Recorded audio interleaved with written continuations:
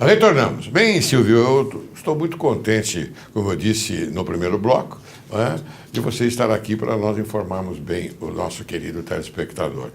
E para informar melhor ainda, eu lhe faço a seguinte pergunta. É correto afirmar que os programas jornalísticos de rádio são importantes formadores de opinião social, superando até mesmo os programas de televisão? O tempo que o rádio tem é infinitamente maior que o da televisão, né? Até pelo custo, né? O tempo Sim. de um, o tempo do outro. Então, no rádio, você debate mais profundamente o assunto. E você tem mais pessoas opinando. Na televisão, você ouve uma notícia, ponto.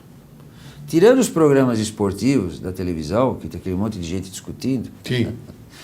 os de rádio, você tem esse grupo de pessoas em grande número debatendo assuntos políticos, administrativos, que realmente influem na vida do cidadão. Com mais profundidade, talvez. Com mais profundidade. A televisão não, ela dá uma notícia, um passando. O rádio não, o rádio debate. O rádio vai lá conversar com a comunidade. Você está de acordo que se faça aqui um viaduto, que o ônibus, em vez de parar nessa rua, pare na outra e tal? O rádio, ele tem a vantagem de ser mais participativo e mais interativo. De repente você não está concordando com a opinião do âncora de um programa de rádio, você liga lá e fala, não é bem assim. Você discorda dele. Ele até gosta quando faz isso. Então, esse debate que o rádio promove, é que leva as pessoas a se aprofundarem nos problemas que atingem a escola do filho, o supermercado da esquina, o asfalto na rua, essas coisas todas. Nós temos hoje no rádio uma participação muito grande do público, muito grande. O público liga, discorda, concorda, acrescenta às vezes até alguns dados que tenham porventura escapado do repórter. Então isso é muito importante, por isso que o rádio é um excelente formador de opinião pública. Muito bem, quer dizer então que você entende que o rádio se sobrepõe à televisão no tocante a esse espaço. É um espaço muito mais bem aproveitado do que na televisão. Exatamente. Isso em função da parte econômica financeira também. Exatamente. Porque é mais barato. É mais fácil de você fazer o rádio, claro, do que a televisão. É porque você pode estender um assunto de uma forma mais ampla. Exato. Tá Exatamente. Bom? Bem, Silvio, agora eu queria passar por um tema dentro dessa comunicação, o recordar é viver. Eu coloquei como recordar é viver porque nós somos de uma época onde a notícia mais veloz chegava através de grandes comunicadores e de grandes espaços, não é? no rádio. Você pode, por exemplo, dar alguma conotação a respeito do repórter-esso, vamos chamar pela nossa memória, não é? Bem lembrado. Então, e depois, em seguida, se você puder falar também sobre o grande comunicador Chacrinha. Tudo que veio do rádio, né? Tudo que veio do rádio, então, exatamente. Mas você lembrou bem o repórter-esso. Guardadas as devidas proporções, era outra época, outra vida, outro mundo. O repórter-esso era, na época dele, o que é hoje o Jornal Nacional para o Brasil. O repórter-esso, ele era não só informativo, como ele era um difusor das grandes notícias nacionais. E naquela época, no interior todo do Brasil, se ouviam as grandes emissoras de São Paulo, Rio, do Nordeste, a Gaúcha de Porto Alegre. Essas emissoras é que propagavam seus sinais para o interior todo e com muita dificuldade as pessoas ouviam aquilo porque era o elo de ligação. O que estava acontecendo na República, né? Que faz hoje o Jornal Nacional e outros jornais de canais de televisão também não se pode desprezar de maneira nenhuma. O Chacrinha, você veja só o Chacrinha. nós tínhamos no Rio de Janeiro o Cassino da Urca, É. muito frequentado pelas pessoas, vinha até gente de fora para ver aqueles shows maravilhosos. O brasileiro sempre teve uma sensualidade à flor da pele, então o Cassino da Urca era um sucesso. O Chacrinha nasceu por causa disso. Ele, numa chacrinha, Sim. numa chácara pequenininha, Chácara. para que todos entendam, numa chácara pequenininha, começou a fazer um programa e ele queria reportar no rádio aquele ambiente do cassino, né? Por isso que é o Cassino de Chacrinha. Sim. Então ele criou sons. Ele começou a fazer barulho e falava em cima daquele barulho, copo, Para batendo, reproduzir no rádio. para dar ao ouvinte do rádio a imagem de que ele estava dentro do cassino. Dentro do cassino.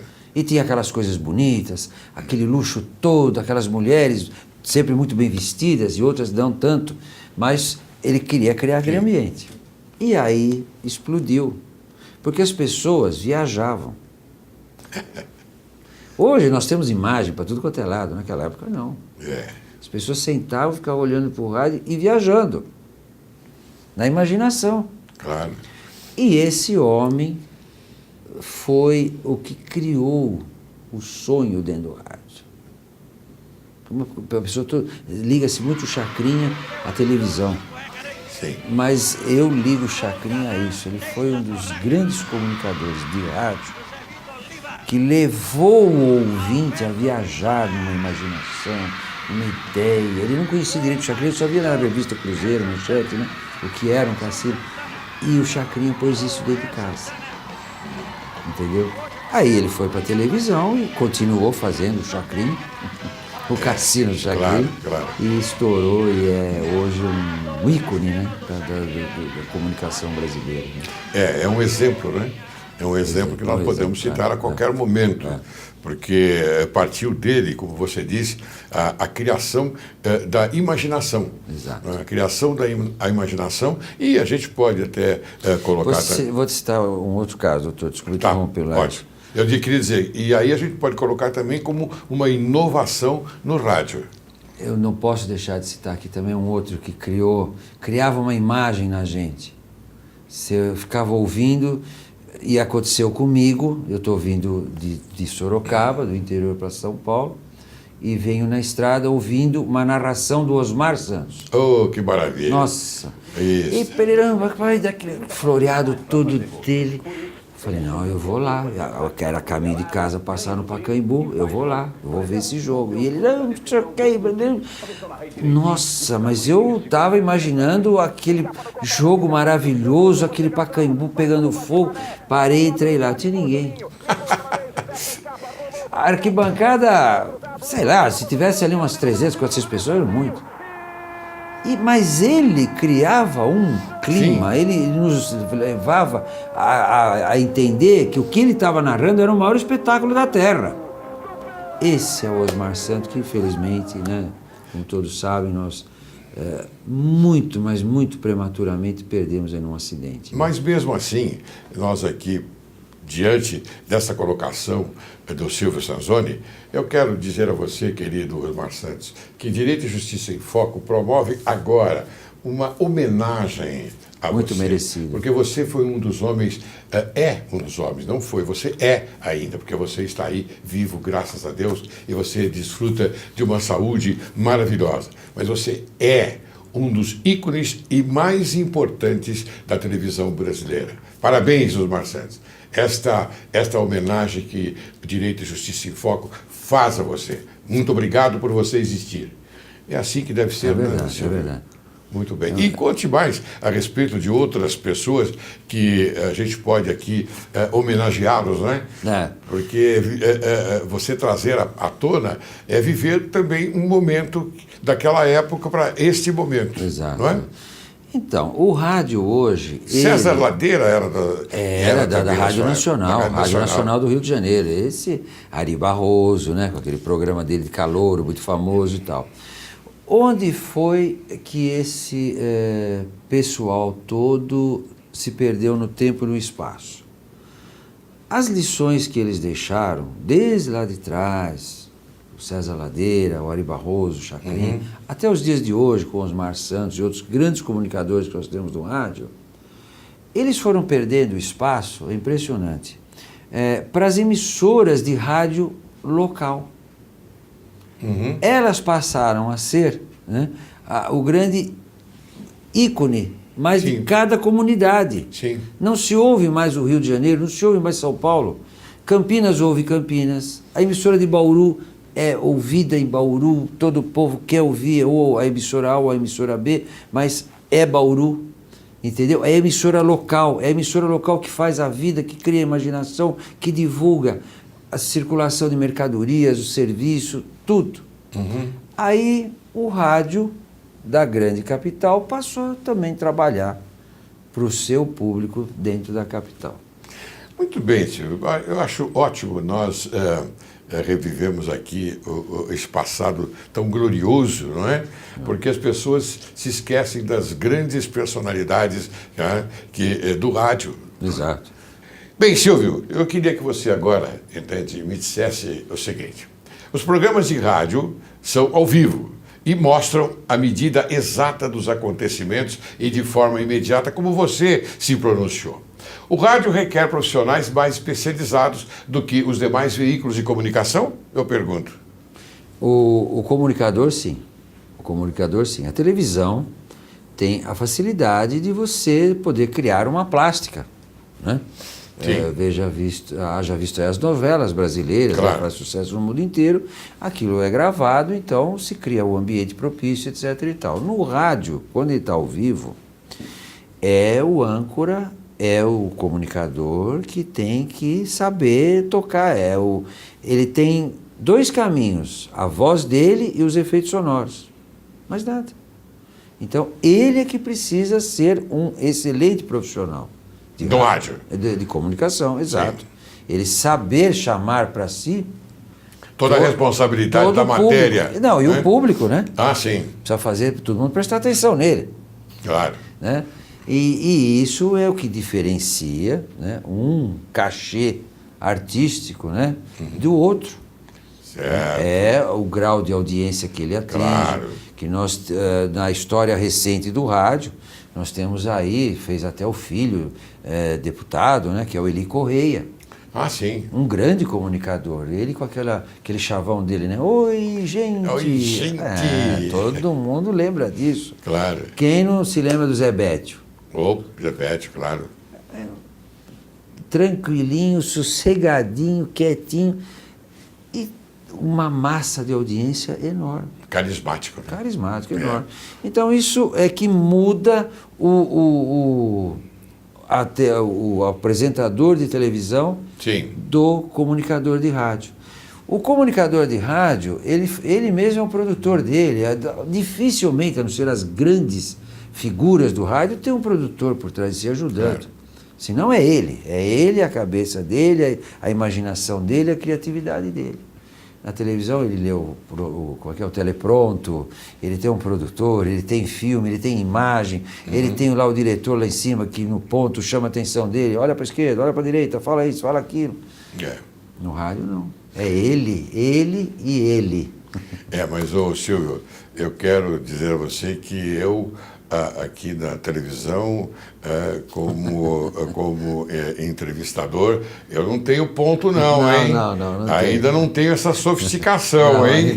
Ainda não. Eu tenho aqui que manejar, não é, da maneira que eu posso para explorar, não é, a inteligência, a capacidade e a sabedoria de um entrevistado, inclusive do seu quilate. Muito obrigado.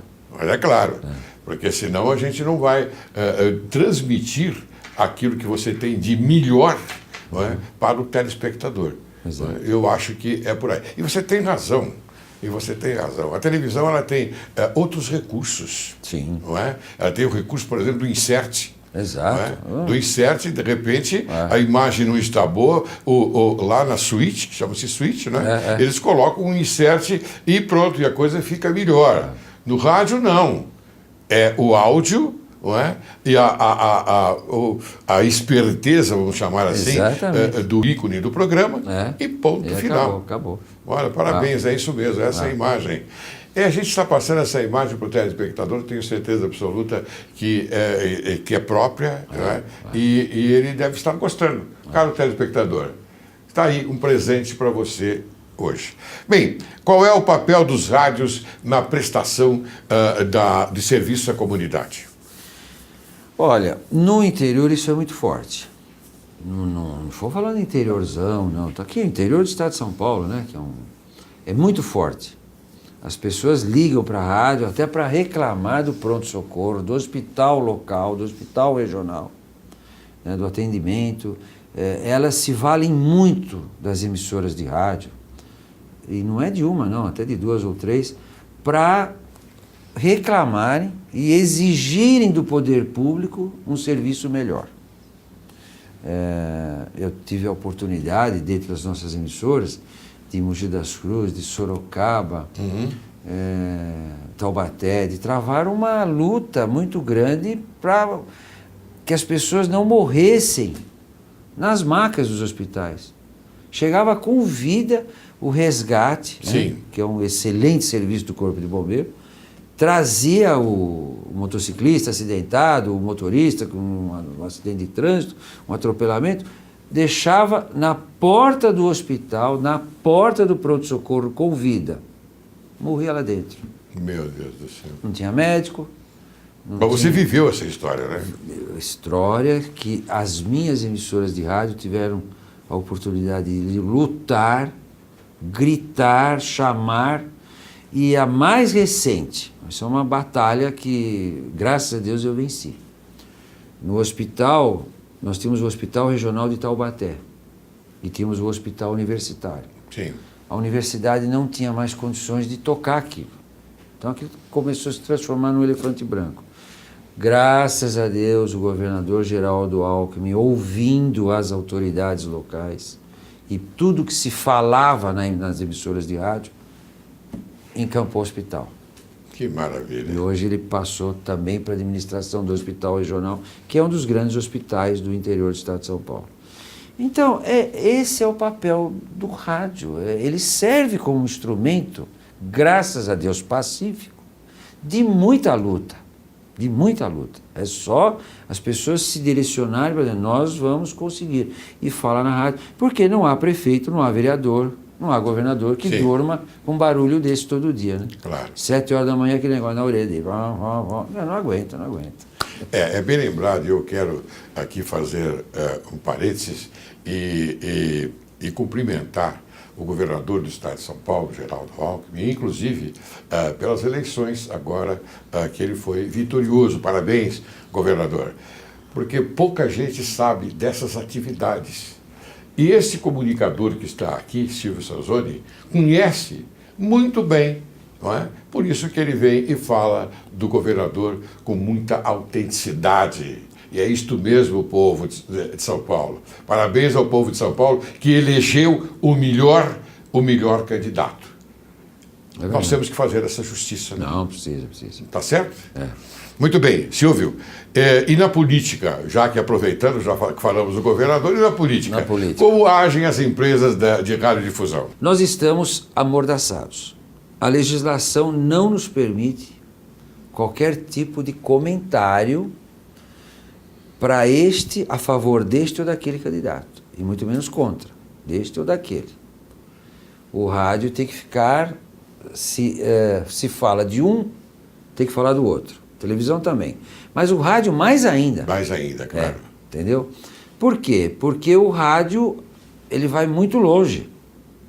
Então, você imagina, nesse interior do Brasil aí, né, o abuso que determinados comunicadores cometiam.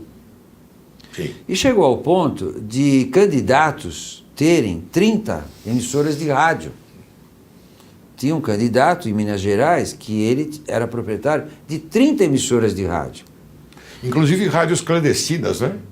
Ou não? Não sei, mas eu sei que oficialmente ele tinha 30 emissoras de rádio. Há pouco tempo atrás houve uma queixa a respeito de rádios clandestinas. Na hora de campanha política, fica tudo louco.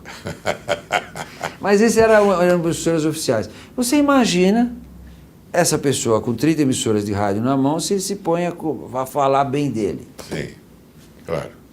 Então houve essa legislação e as emissoras de rádio, o comportamento delas é branco. Não é azul e amarelo, não é vermelho e branco. É branco. Quieto. Não, praticamente. Aconteceu isso com o candidato A e aconteceu aquilo com o candidato B. Só, mais nada. Mas não é ruim, não. Não é né? ruim, não. Não é porque haviam abusos. Haviam. Abusos. Abusou, o governo brecou. Os abusos eles necessitam serem coibidos porque nós caminhamos e estamos no Estado de Direito democrático. Exato. E a democracia é importantíssima no nosso país. Eu tenho mais algumas perguntas a fazer a você, mas eu me lembro que você tocou você pronunciou aqui Rádio Nacional. Veja, Rádio Nacional, aquela época, ela era a mais importante. Sim. Hoje, qual a rádio mais importante que você pode destacar? Então, nós temos que aí ir por cidade, né? Cada cidade tem a sua grande emissora. Então, por exemplo, na cidade de São Paulo, medido pela audiência, nós temos aí as melhores emissoras hoje, são as da Bandeirantes, né, que é a Nativa, a Band, né, a Band FM, e a própria Band AM, que também transmite hoje em FM. Depois nós temos aí a Rádio Top, né, e outras tantas, mas essas são as mais importantes hoje. Não podemos deixar de lado a Jovem Pan, que é também um ícone, assim, ao lado da Bandeirantes, claro. São as grandes empresas, né, de rádio, né, a Bandeirantes de um lado, com a família Saad, e a Jovem Pan do outro lado, com a família Machado de Carvalho. Grande Machado de Carvalho. Esses são. E no Rio de Janeiro você vai para outras, né? Mas assim que a gente está mais ligado, mais perto, ouvindo até, não como dirigente, mas como ouvinte, são essas, eu diria que essas são as duas grandes emissoras que formaram gerações e gerações de profissionais. Muitos profissionais se formaram dentro dessas duas casas. Bem, Silvio, eu já estou encerrando o programa. E eu gostaria de ouvir as suas declarações no tocante às considerações finais. Eu primeiro preciso agradecer muito ao seu convite, estar na presença de um homem com uma história de vida tão bonita quanto a sua, que eu sei também que tem uma veia artística muito forte, mas teve o seu grande desempenho, a sua grande contribuição à nação brasileira, no nosso querido e glorioso, né, Tribunal de Justiça, que eu sei é um exemplo para todo o Brasil. Muito obrigado. Então, eu me sinto honrado. E eu agradeço ainda mais porque eu falo de uma paixão de vida minha, que é o rádio, né? Onde eu nasci, eu entrei no rádio aos 14 anos de idade, estou até hoje. E cada dia aprendendo mais. Não sei tudo não, estou aprendendo muito ainda. Então eu agradeço. Eu sei que esse programa tem uma penetração muito grande na classe, né, dos senhores juízes, senhores promotores e desembargadores. Quero agradecer muito, né, a audiência de todos. Me desculpe, o meu linguajar é um linguajar mais popular.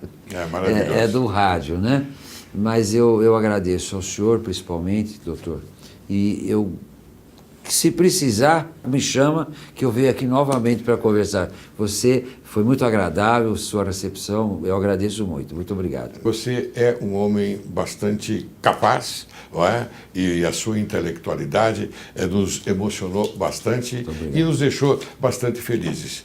Daí porque eu agradeço também a sua presença, não é? E Direito e Justiça em Foco oferece a você agora apenas um mimo. Chama-se Brigadeles.